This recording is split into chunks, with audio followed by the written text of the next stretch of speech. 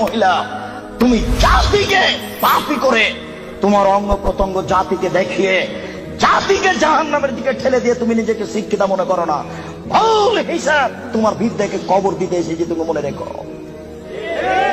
তোমার মুখ দেখলে পাপ হয়, তোমার হাত দেখলে পাপ হয়, তোমার পা দেখলে পাপ হয়, তোমার শরীর দেখলে পাপ হয়, তোমার চুল দেখলে পাপ হয়, তোমার গোটা দেহটাই হচ্ছে অন্যের জন্য পাপের বস্তু। এই ছেলে, তোমার বাপ তোমার বোনকে দিয়ে জাতিকে পাপী করে তোমার বাপ যেন তাহাজ্জুদ পড়ে জান্নাত কিনতে না চাই, বলে গেলাম তোমাকে। আর তোমার বোনকে বলে গেলাম, তোমার বোনের সাথে আমার অনেক কথা আছে, তোমার সাথে কথা আছে। তুমি এক পায়ে হলে দাঁড়িয়ে থাকো, এক একটা বাক্যকে তুমি মনে করবে 1 কোটি টাকা মূল্য, তাহলে তুমি আজকে কথা মূল্যায়ন করতে পারবে। আবারও বলে যাচ্ছি, তোমার বোন জাতিকে পাপী করে নিজেকে যেন শিক্ষিত মনে না করে।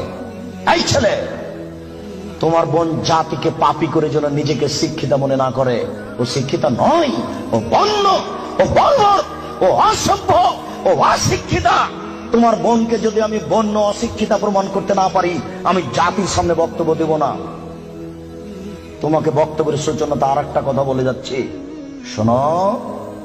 আবু হুরায়রা রাদিয়াল্লাহু তাআলা আনহু বলেন, সিনফান মিন উম্মতি ফিন্নার, আমার উম্মতের 2 শ্রেণীর মানুষ জাহান্নামে যাবে, লাম আরাহুমা, আমি তাদের দেখিনি। আবার শোনো সম্মানিত মুরব্বী, একটু দেখুন, আল্লাহ নবী বলছেন আমার 2 শ্রেণীর মানুষ জাহান্নামে যাবে, আমি তাদের দেখিনি। আমার উম্মতের 2 শ্রেণীর মানুষ জাহান্নামে যাবে, আমি তাদের দেখিনি। আমার উম্মতের 2 শ্রেণীর মানুষ জাহান্নামে যাবে, আমি তাদের দেখিনি। তার 1 শ্রেণীর মানুষ তুমি, আর 1 শ্রেণীর মানুষ তোমার বোন। তোমার বাপকে প্রথমে নাকচ করেছি, প্রথমে বলেছি 3 শ্রেণীর মানুষ জান্নাতে যাবে না, মনে আছে কি? 3 শ্রেণীর মানুষ জান্নাতে যাবে না, তার মধ্যে তোমার বাপ আছে। এবার তোমাকে নাকচ করছি, তারপরে তোমার বোনকে নাকচ করার পরে আলোচনা করব।